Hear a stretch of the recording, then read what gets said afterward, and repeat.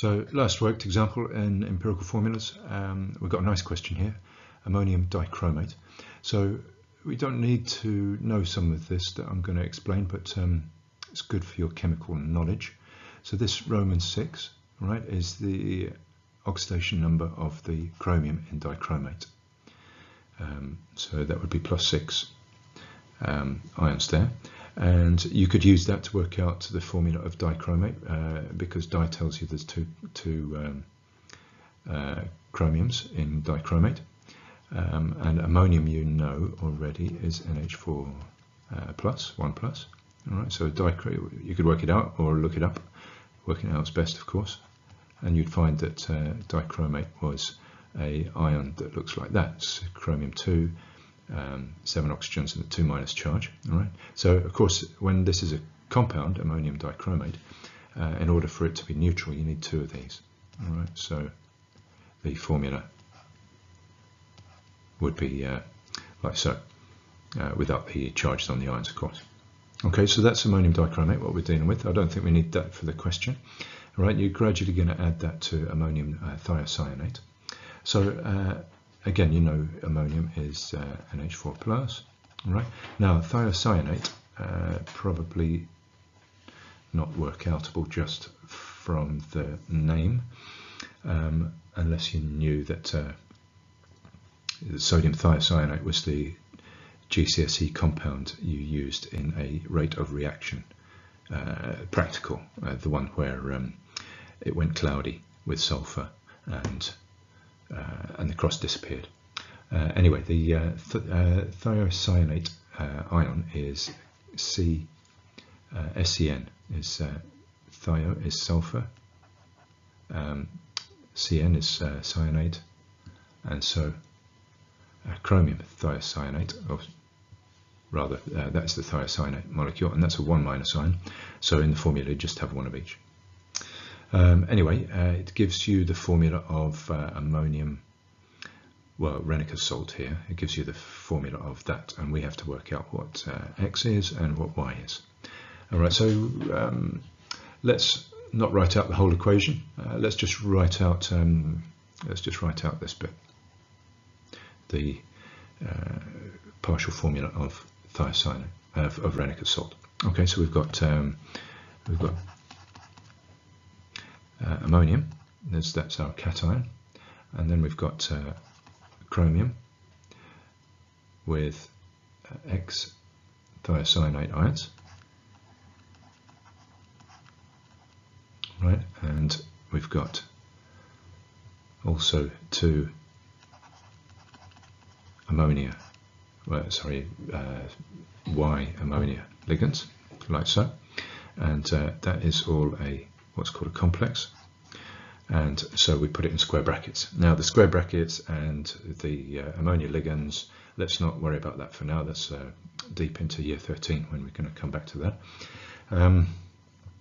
Anyway, this is our Renniker's salt, and we've got to find out X and Y. So what we're going to do is we're just going to write down what we know. We're given the percent compositions for chromium, sulfur and nitrogen in those 3 numbers, and you'll notice that they don't add up to 100. The rest is made up of carbon and hydrogen that is in Renniker's salt here. Okay, so given that, looking at the question, I think we can tell that we're not going to need the proportion of carbon and hydrogen. So let's take that risk and do our usual empirical formula work. All right, so we've got chromium this time and sulfur and nitrogen to work out, and if we had 100 grams of Renniker's salt, we would have 15.5 grams of chromium, we would have 38.15 grams of sulfur, and we'd have 29.2 grams of nitrogen. Again, we don't like grams, we like moles. All right, so we're going to divide that by the MR of each, which you pluck off the periodic table. The one I'm looking at is quite precise, so it's 51.996 for chromium. You'll find that in the transition metals. That's a substance you're going to get very used to. 32.06. for sulfur and 14.007 for nitrogen. All right, so these numbers work out at 0.298 for chromium. For sulfur, that's 1.190, and for nitrogen, that's 2.085. Okay, so again, we want whole integers, so we're going to pick the smallest one, which is 0.298. So let's divide it, each one, by 0.298.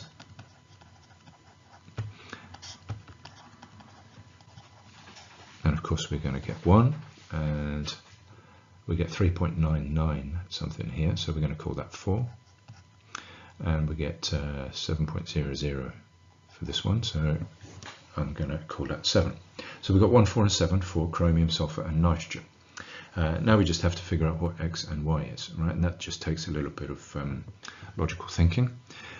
So I'm going to change color, right? And so let's change to green, right? So green is for chromium. All right, so we've got a 1:4 ratio of chromium to sulfur, and we notice that the only place that chromium and sulfur appear in Renniker's salt is here and here that I've marked in green.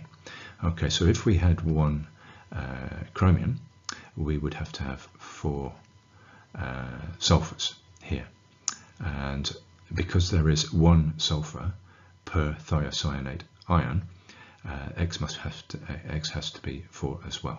All right, so switching back to red, so X equals 4. I won't write my thinking down, hopefully you've followed it verbally. Okay, so X is 4, and so now we have to work out what Y is. All right, so let's change to blue. All right, so if X is 4, we've used up, all right, 4 nitrogens here. We've used up 4 there, and there's also this nitrogen here, this 1 nitrogen here is 5, all right, so 4 plus 1 is 5, and we've got 7 to account for, so we've got 2 more to account for, all right, so Y must be 2, all right, so Y must be 2, because if Y is 2, that accounts for 2 nitrogens there, all right, so Y equals 2, and I think that is the answer.